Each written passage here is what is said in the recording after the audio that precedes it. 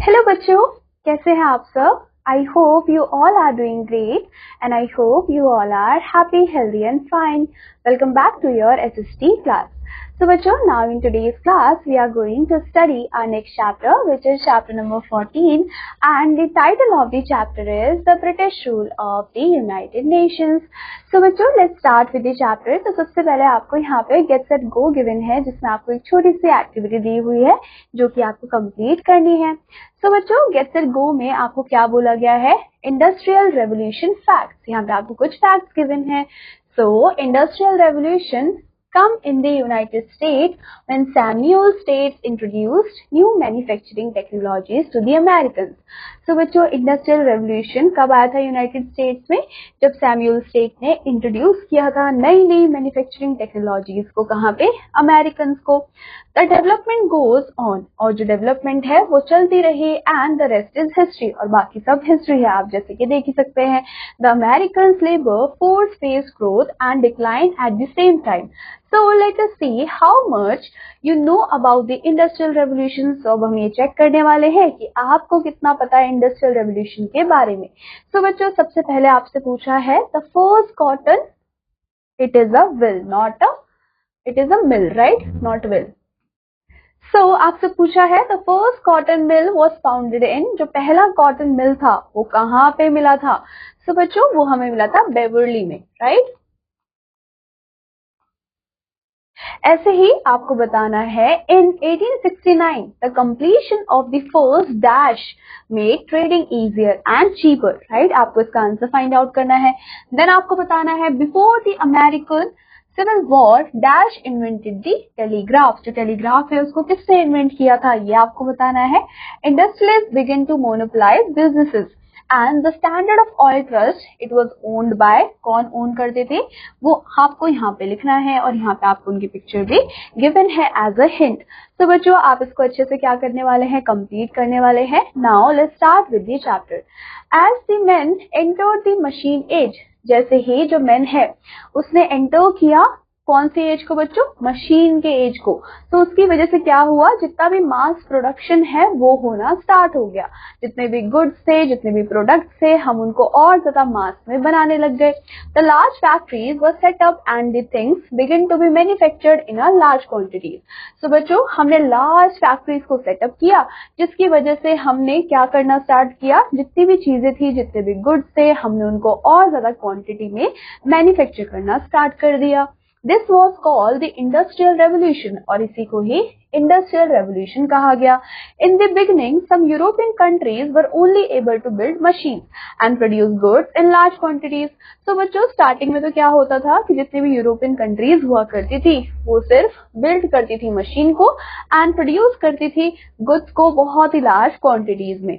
They purchase raw materials from the backward countries at a very low prices, और वो क्या करते थे, जितनी भी बैकवर्ड कंट्रीज है, जो पुअर कंट्रीज है, वहां से रॉ मटेरियल्स को बहुत ही सस्ते प्राइस पे लाती थी और प्रोड्यूस करती थी अपने गुड्स को. The finished goods were also sold to the backward countries, और जो finished products होते थे उनको जो भी backward countries है वहां पे sold भी किया जाता था, बेचा भी जाता था बहुत ही high prices पे. Thus they earned huge profit, और इसी वजह से उनको profit बहुत ज्यादा होता था और उसी वजह से वो काफी ज्यादा rich भी हो गए. Their power and greed both increased, धीरे धीरे उनकी पावर भी बढ़ती चली गई और उनका जो लालचपन था, जो ग्रीड था, वो भी बढ़ता चला गया. They started making these countries their slave, और धीरे धीरे वो बैकवर्ड कंट्रीज को स्लेव की तरह ट्रीट करने लग गए एंड एक्सप्लॉइट करना उन्होंने स्टार्ट कर दिया ज्यादा से ज्यादा. Now France, Spain, Germany, England, Portugal, Netherland, ये बच्चों उन्हीं में से कुछ कंट्रीज थी. Their growing wealth made them jealous of one another. अब सारी ही कंट्री ग्रो कर रही थी, तो वो दोनों ही कंट्री क्या कर रही थी, या फिर जितनी भी कंट्रीज है वो एक दूसरे की वेल्थ से ही जेलस फील कर रही थी. They started fighting among themselves, और धीरे धीरे वो आपस में ही उन्होंने झगड़ना स्टार्ट कर दिया. When a war broke out between two nations, और इसी के चलते एक वॉर स्टार्ट हो गई दो नेशन के बीच में. Each of them formed groups of allied nations to fight, और हर एक कंट्री ने क्या किया, दूसरे कंट्री के साथ अलायंसेस बनाए सो दैट कि वो उनकी फाइट में हेल्प कर पाए. This ultimately led to world war, और इसी की वजह से हमें वर्ल्ड वॉर देखने को मिले, राइट, विश्व युद्ध हमें देखने को मिला. These wars proved as a curse to the mankind, और बच्चों ये जो वॉर लड़े गए थे वो एक कर्स था, एक श्राप था मैनकाइंड के लिए, क्योंकि बहुत सारे ऐसे इनोसेंट लोग थे जिन्होंने अपनी जान गंवाई इस वॉर के चलते, एंड बहुत सारे ऐसे सोर्सेस थे जिनको डिस्ट्रॉय भी किया गया, राइट. सो सबसे पहले हम पढ़ने वाले हैं वर्ल्ड वॉर फर्स्ट को, 1914 till 1918, right. The first world war broke out in 1914 and वो कंटिन्यू रहा कब तक बच्चों, till 1918. And in this war जो जर्मनी था, ऑस्ट्रिया था, हंगरी था, टर्की था, they were on the side, and France, Britain, Russia and your United States were on the other side. So बच्चों यहाँ पे दोनों कंट्री की क्या बन गई, टीम बन गई, right. Now in this war about 85 lakhs man were killed and about 2 crore were injured.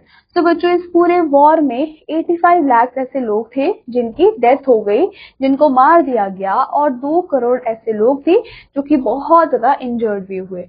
More than 2 crores died from diseases caused by the war and famine, और 2 करोड़ लोग से भी ज्यादा ऐसे लोग थे जो कि बीमारी से मर गए.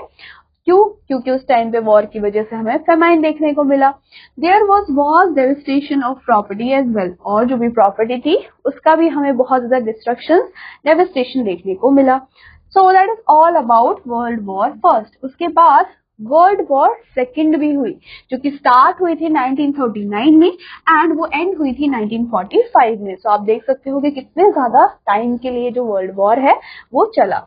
सो बच्चों जो सेकेंड वर्ल्ड वॉर था वो ब्रोक आउट हुआ इन 1939 में एंड कंटिन्यू रहा टिल 1945 तक. इन दिस वॉर जो जर्मनी था, इटली था, जापान था, वो एक साइड पे था and almost all the remaining countries वो दूसरी साइड पे थे. सो दोनों साइड से क्या चल रहा था बच्चों, वॉर चल रही थी, लड़ाई चल रही थी. This war was more destructive than the World War First, and when developed countries had made more powerful arms and ammunition. अब हुआ क्या कि ये जो वर्ल्ड वॉर सेकेंड था वो वर्ल्ड वॉर फर्स्ट से भी ज्यादा डिस्ट्रक्टिव था. क्यों था? क्योंकि यहाँ पे जो लोग थे उन्होंने बहुत ही पावरफुल आर्म्स को जनरेट कर लिया था, बना लिया था. In this war besides the ground forces, air force and navy were also used. So बच्चों वर्ल्ड वॉर फर्स्ट में हमें ये चीजें देखने को नहीं मिली, लेकिन वर्ल्ड वॉर सेकेंड में आके क्या हुआ, जितने भी आर्म फोर्सेस थे, जितने भी नेवी फोर्सेस थे, जितने भी एयर फोर्सेस थे, इन तीनों ही फोर्सेस का यूज किया गया वर्ल्ड वॉर सेकेंड में. इन 1945 the USA bombed the 2 Japanese cities. तो बच्चों 1945 में यूएसए ने क्या किया, बॉम्ब छोड़ दिया. कहाँ पे? 2 जापानीज सिटी में, जिनका नाम था हिरोशिमा एंड नागासाकी. सो आपने सुना भी होगा, right. So this is the picture of world war second, जो कि स्टार्ट हुआ था 1939 में और वो एंड हुआ 1945 में. Now the cities were completely ruined and after the effects of bombing proved hazardous to mankind. अब बच्चों ये जो बॉम्बिंग थी उसकी वजह से जो पूरी सिटी थी वो पूरी तरीके से डिस्ट्रॉय हो चुकी थी और हमें बहुत सारे ऐसे बॉम्बिंग के hazardous इफेक्ट्स भी देखने को मिले जो कि मैनकाइंड में हो रहे थे. This made the countries think of their actions, जिसकी वजह से जो कंट्रीज थी वो अपने एक्शंस के बारे में सोचने लग गई एंड जो वॉर था वो एंड हो गया. The loss of life and the property during World War II was beyond imagination. और बच्चों जितना भी लॉस हुआ लाइफ का, जितना भी लॉस हुआ प्रॉपर्टी का, वो beyond the imagination था in World War II. Unemployment, food shortage, homelessness, ये चारों तरफ हमें देखने को मिला because of World War II. Now coming to birth of United Nation Organization. So बच्चों हम देखने वाले हैं कि जो हमारा United Nation Organization है उसका birth कैसे हुआ, right? So after the explosion of the atom bombs, all the countries came to know that waging wars was the greatest folly. So बच्चों जैसे ही एक्सप्लोजन हुआ एटम बॉम्ब्स का, जैसे कि मैंने आपको बताया हिरोशिमा और नागासाकी में बॉम्ब छोड़ दिए गए थे, राइट? सो उसकी वजह से जो कंट्रीज हैं उनको ये लगा कि जितने भी हमारे ये वॉर्स हैं उसकी वजह से हमें बहुत ज्यादा डिस्ट्रक्शन देखने को मिली है, and they realise that the huge amount of money was spent and mass production was और पॉपुलेशन वाज किल्ड। और उन्हें ये रियलाइज हुआ कि वॉर्स की वजह से इतना सारा जो मनी था, बहुत ही ह्यूज अमाउंट में मनी को स्पेंड किया जा रहा था, और क्या देखने को मिला, जो मास पॉपुलेशन है वो भी मारी जा रही थी। Finally, it was thought that an organization of all the peace-loving nations should be made. तो ये सोचा गया कि हमें एक ऑर्गेनाइजेशन बनानी चाहिए जिसमें सारे पीस लविंग नेशंस होने चाहिए। तो उसी वजह से इस ऑर्गेनाइजेशन को बनाया गया और इसका नाम रख दिया गया United Nation Organisation, right. Later on it was shortened to United Nations, और बाद में उसका नाम छोटा कर दिया गया और यूनाइटेड नेशन ऑर्गेनाइजेशन से उसका नाम यूनाइटेड नेशन कर दिया गया। It was formally formed on 24th of October 1945. तो बच्चों इसको formally formed कब किया गया, 24th of October, और कब, 1945 में इसको form किया गया। Now here is a picture of Hiroshima and Nagasaki, जिस टाइम पे यहाँ पे एटम बॉम्ब्स को गिराया गया था, right? This day is celebrated as United Nations Day, और उसके बाद से हर साल क्या होता है बच्चों, United Nation Day मनाया जाता है in all over the world. In the beginning of the United Nation, it had 51 member countries. तो बच्चों जब इसको स्टार्ट किया गया था इस ऑर्गेनाइजेशन को, तो उस टाइम पे यहाँ पे से 51 मेंबर्स थे कंट्रीज के, and India was one of them, और हमारा इंडिया भी क्या था, मेंबर हुआ करता था। एट प्रेजेंट जो अगर हम देखें तो यूनाइटेड नेशन के पास 194 मेंबर्स कंट्रीज है, एंड इनका जो हेड ऑफिस है किसका बच्चों, यूनाइटेड नेशन का, वो कहाँ पर है, मंथन में है, in New York, right, New York city, which means USA के अंदर ही है, और ये आपका सिटी का नेम है।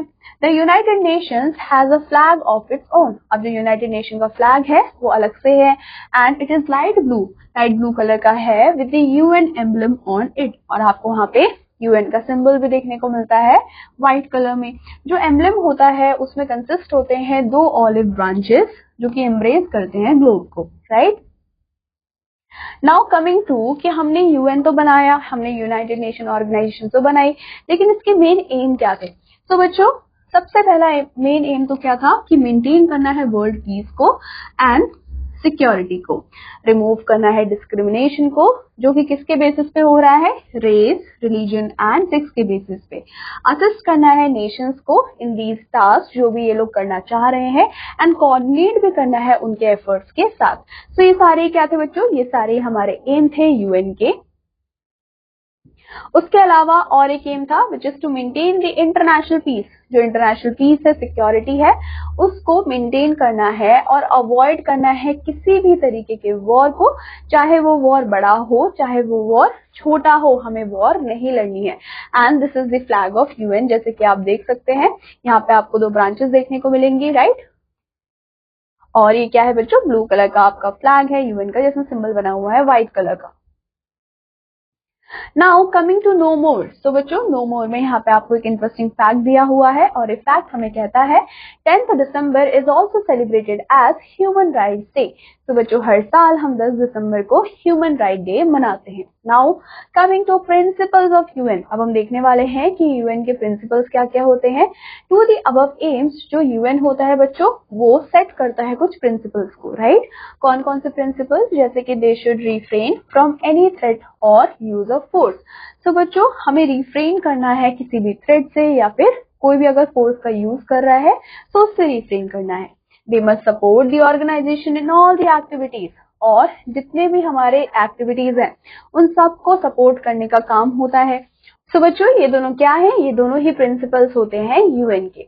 Now coming to our next topic, जो कि है universal declaration of human rights. So जो अल्टीमेट कंसर्न होता है ऑफ द यूएनओ वो क्या होता है, it is the welfare of humanity at a large, कि हम कैसे लोगों का वेलफेयर करें, हम कैसे लोगों की भलाई करें। टू अचीव दिस ऑब्जेक्टिव जो यूएन है बच्चों उन्होंने इशू किया है डिक्लेरेशन ऑफ ह्यूमन राइट्स को, एंड इसको अडॉप्ट भी किया गया 10th दिसंबर 1948 को। और तभी मैंने आपको यहाँ पे फैक्ट मोड में क्या बताया कि हर 10 दिसंबर को हम क्या मनाते हैं, ह्यूमन राइट डे भी मनाते हैं, राइट।